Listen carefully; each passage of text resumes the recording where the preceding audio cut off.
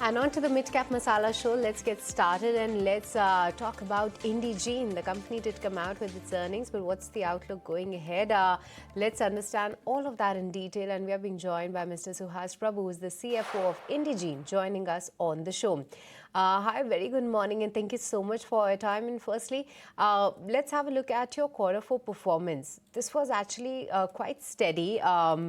Decent numbers coming in by Indegene. Help us understand that what were the factors behind this growth and what will be the outlook of FY27 to start with? Very good morning to you and your viewers. Yes, we are seeing significant momentum. I would say that we are seeing a clear reacceleration of revenue growth and momentum from both our existing and new customers. In Q4, we grew the 32% plus year on year and crossed our first 1,000 crore quarter and ended the year at a strong 3,500 crore plus.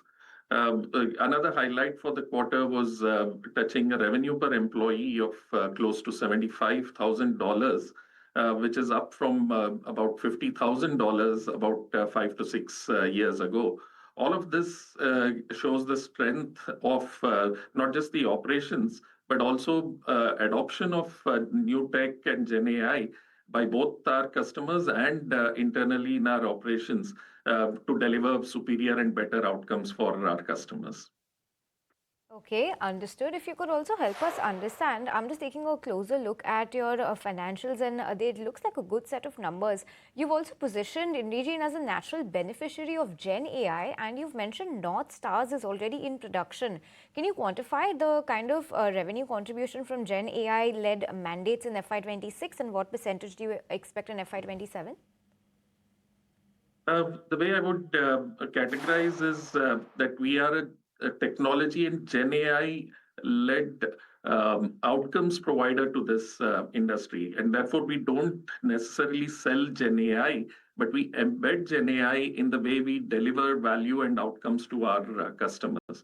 And this has been the DNA of the company, and this is how we have operated for the last 10 years. Of course, at that point, it was, the traditional or conventional AI such as NLP and machine learning embedded in our operating model as well as IP, the next suite of products. And with GenAI, this has just got accelerated and we are able to deliver much more value at significant speed compared to the past few years. All right, but along with that, help us understand that geography-wise, how do you see the contribution coming up? Because I still see that US continues to be your revenue contributor of over 70%, while for India is just 0.5%. But going ahead, any change in this mix do you foresee? Well, our focus and customer segment is the innovator pharma, with US being more than 60% of the operational spends for this industry. Europe following as the next largest region with about 25 to 26% of the spends, and the rest of the world following with the balance. And pretty much our revenues are reflective of how this industry operates in the commercialization space, with the US closer to 71%, followed by Europe and then the rest of the world. Just one nuance there is that post the acquisition of Biopharm, which is today entirely a US-focused business, there's been a slight skew towards US. But over period, we believe that US will continue to be the largest in the high 60s, followed by Europe and the rest of the world to follow, given just the nature of this industry.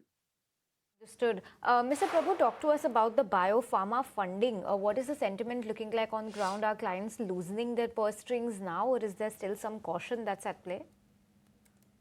Very good question. And what we have seen is that the policy overhang and the pricing pressures, the industry has managed to overcome that. Of course, having said that, we believe that the drug pricing pressure, especially in a market like US, will continue to be there. But what we are seeing is that our customers today are a lot more looking forward to new drug launches, to new initiatives, and also on the GenAI front, going beyond the experimentation to using that technology to drive favorable outcomes. And that provides us with the confidence as we head into FY27, with customers actually having that initiative and growth outlook themselves.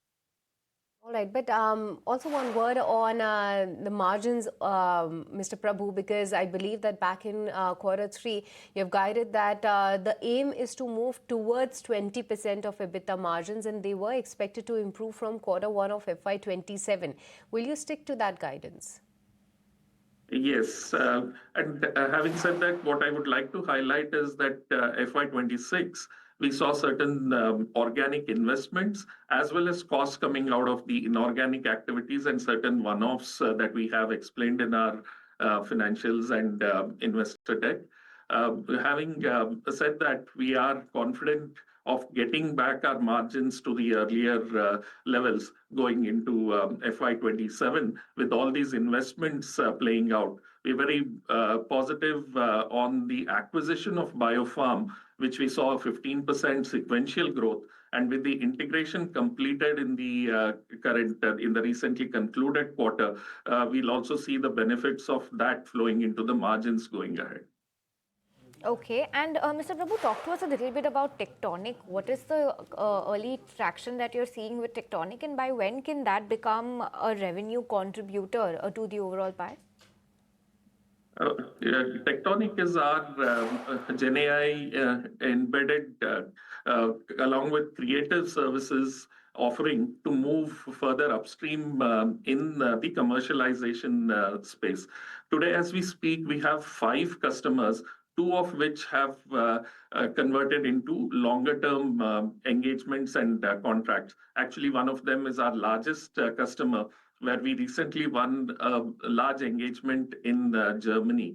And we are on the path to empanel many more countries in this journey, as well as new customers. And this, we believe, is going to be the significant driver of growth in FY27 and going forward.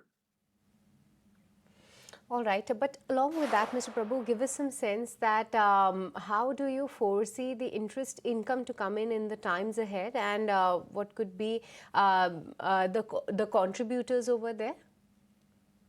Yeah, so our cash generation during FY26 has been a highlight. The free cash flow exceeded 600 crores, coming from about 400 crores the previous year. And with that, we are ending the year with a strong 1,500 crores plus of cash balance, which is almost similar to the previous year cash balance, despite the acquisition and outflow of about 725 crores. This gives us a strong starting point in terms of the cash that we are having. And with the interest rates now stabilizing, we believe that we'll have a pretty stable interest income as well going forward. Also, this cash is being accumulated to further bolster future growth opportunities, especially in organic growth opportunities. But having said that, we believe for FY27, the interest income would be stable and growing. Okay, so the outlook sounds really good, Mr. Prabhu. On that note, thanks for joining us, and congratulations on the quarter you've had. Good luck for the new financial year. Thanks for having me on your show. Thank you.